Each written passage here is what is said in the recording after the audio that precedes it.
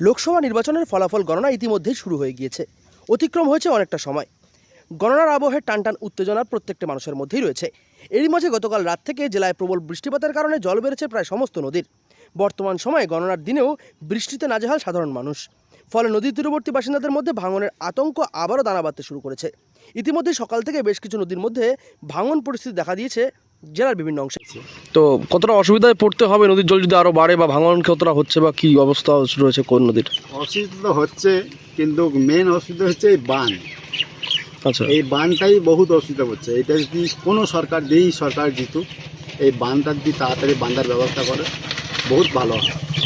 বর্ষার সময় তো চলেই এসেছে, বৃষ্টি হচ্ছে সে কারণেই তো নদীর জল তো আবারও বাড়বে, আরও বাড়ছে এবং বাড়বেও।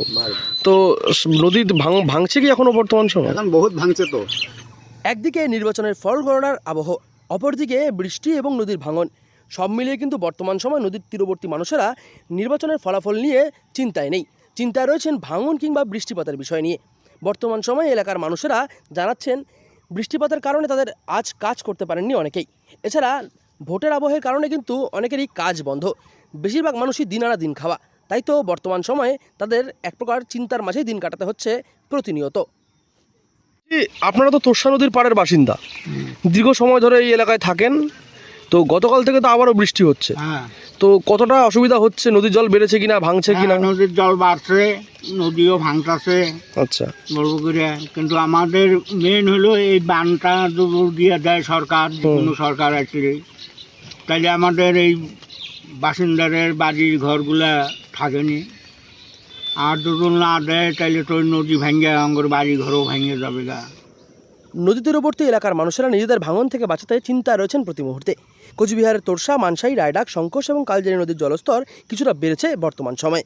তবে বেলা বাড়ার সঙ্গে সঙ্গে কিন্তু সেই জলস্তর সেই পরিস্থিতিতেই থমকে রয়েছে। কোচবিহারের সেচ দপ্তরের পক্ষ থেকে প্রত্যেকটি নদীর জলস্তরের উপর কড়া নজরদারি চালানো হচ্ছে। কোনো জলস্তর বাড়লো কিনা বা কমলো কিনা সে বিষয়ে কিন্তু ইতিমধ্যেই একটি নির্দেশিকা প্রকাশিত হয়েছে। বর্তমান সময়ে নদীর জলস্তর কী অবস্থায় রয়েছে তা জানতে সেচ দপ্তর কিন্তু সকলকে সচেতন করেছে।